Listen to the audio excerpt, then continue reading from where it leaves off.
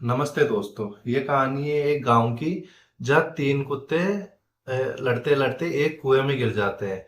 तो उस गांव में फिर बैठक बुलाई जाती है, मतलब पंचायत टाइप में।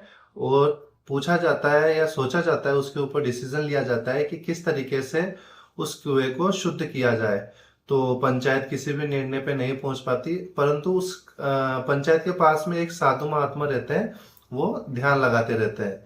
तो सारे गांव वाले जाते हैं साधु महात्मा के पास और पूछते हैं कि उस कुएं में तीन कुत्ते गिर गए लड़ते लड़ते, तो उनको कैसे निकाला जाए। तो साधु महात्मा जी बोलते हैं कि आप एक काम करो, पहले उसमें गंगा जल डालो। तो गांव वाले जाते हैं और 8-10 बाल्टी गंगा जल की डालते हैं उसमें, परंतु उसमें कुछ ही नहीं होता। तो वो फिर वापस से महाराज जी के पास आते हैं और महाराज जी से आगे पूछते हैं कि उस तरीके से तो कुछ ही नहीं हुआ, आप और कुछ बताओ। तो महाराज जी बताते हैं कि एक काम करो, आप वहां पे साधना योग वो करवाओ तब टाइप में, तो वहां से वो बदबू चली जाएगी। तो सारे गांव वाले जाते हैं और शुरू करते हैं वापस से तप करना।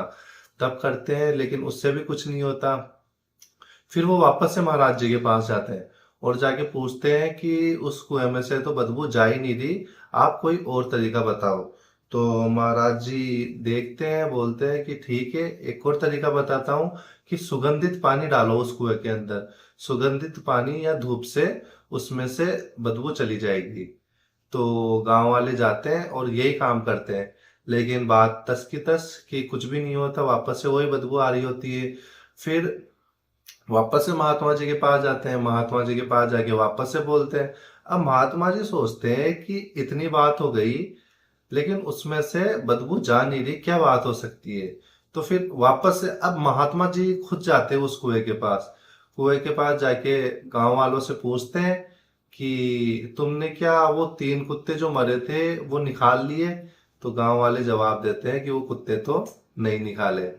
फिर महात्मा जी बोलते हैं कि पहले उन कुत्तों को तो निकालो तुम, उसके बाद बदबू जाएगी।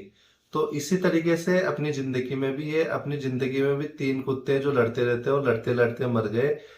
जैसे कि काम क्रोध और लोभ, ये तीन ऐसी चीजें हैं जो अपनी जिंदगी में बदबू फैलाती रहती है और वो अपनी जिंदगी, मतलब अपन ने अपने अंदर ही ले रखा है। अगर आप उसको निकाल देते हैं तो जो आप बोलते हो ना मेरी जिंदगी खराब है, मेरी लाइफ सही नहीं है, दूसरों की तरह नहीं है, तो ये चीजें करने से निकल जाएगी। अपन को इस कहानी से यही शिक्षा मिलती है। धन्यवाद।